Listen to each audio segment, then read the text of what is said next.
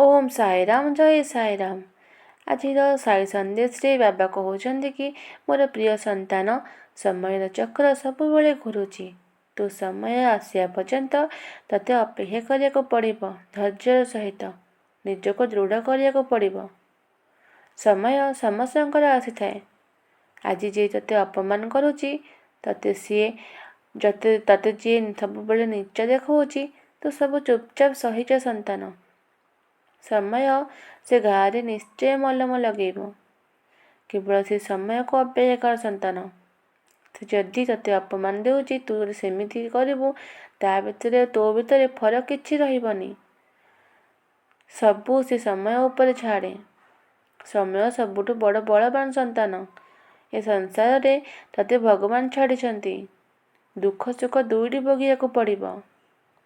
ସୁଖ ବେଳେ ତୁ ଯଦି ପ୍ରଭୁଙ୍କୁ ସ୍ମରଣ କରିଥିବୁ, ସୁଖ ବେଳେ ବି ପ୍ରଭୁଙ୍କୁ ସ୍ମରଣ କରୁଛୁ, ତତେ ସବୁ ପରିସ୍ଥିତିରେ ଧୈର୍ଯ୍ୟ ରଖି ସାମ୍ନା କରିବାକୁ ପଡ଼ିବ। ସେ ପ୍ରଭୁଙ୍କ ଉପରେ ଆସ୍ଥା ରଖିବାକୁ ପଡ଼ିବ। ଯେପରି ଭଗବାନ ସୁଖ ମୋତେ ଦେଇଥିଲେ, ଦୁଃଖ ଦେଇଛନ୍ତି, ନିଶ୍ଚିତ ପୁଣି ସୁଖ ମୋତେ ଫେରାଇ ଦେବେ।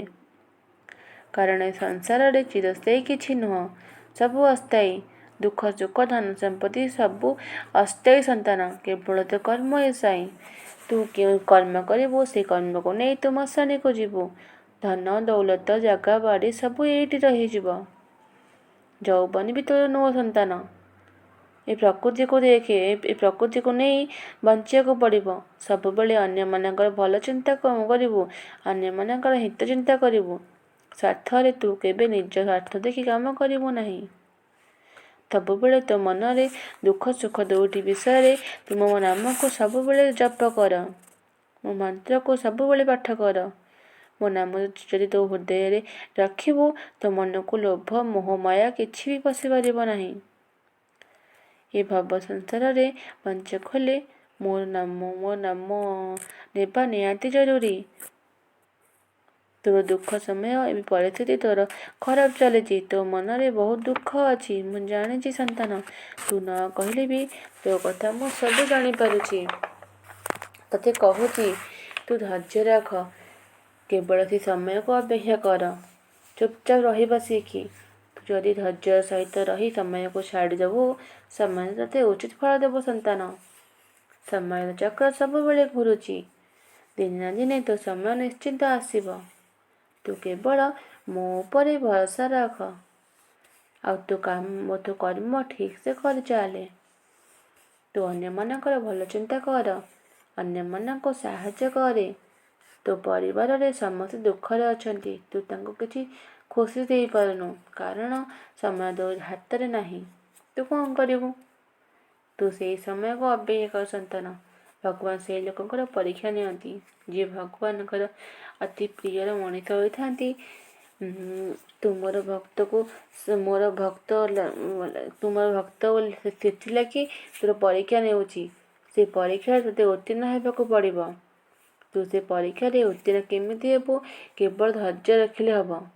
ଭଗବାନ ପ୍ରତ୍ୟେକ ମଣିଷର ପରୀକ୍ଷା ନିଅନ୍ତି। ତୁମେ କେବଳ ତୁମର କର୍ମ କରିଚାଲ, ଫଳର ଆସକ୍ତି ରଖ ନାହିଁ। ଫଳର ଆସକ୍ତି ରଖିଲେ ଦୁଃଖ ପାଇବୁ, ନିରାଶ ହେବୁ। ତୁ ତୋର କର୍ମ କର, ଫଳ ଭଗବାନଙ୍କ ଉପରେ ଛାଡ଼ିଦେ। ଭଗବାନ ତୋ ପାଇଁ ଯେଉଁଟା ଠିକ୍ ତତେ ସେଇଟା ହିଁ ଦେବେ। ତୁ ଯେଉଁଟା ଭାବୁଛୁ ସେଇଟା ଭଗବାନ କେବେ ବି ଦେବେନି।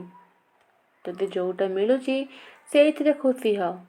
ଭାବେ ଭଗବାନ ମୋ ଭଲ ପାଇଁ ନିଶ୍ଚିନ୍ତ ଦେଇଥିବେ। ଯେଉଁଟା ମୋ ଭୁଲ ପାଇଁ ଦରକାର, ଭଗବାନ ସେଇଟା ହିଁ ଦେଇଛନ୍ତି। ଯେଉଁଟା ମୁଁ ଭଲ ପାଇଁ ଦରକାର, ଭଗବାନ ସେଇଟା ହିଁ ଦେଇଛନ୍ତି। ତୁ ସବୁ ଦୁଃଖ ସୁଖ ସବୁକୁ ସମାନ ଭାବରେ ମନରେ ରଖ। ତତେ ଦୁଃଖ ଲାଗିବ ନାହିଁ।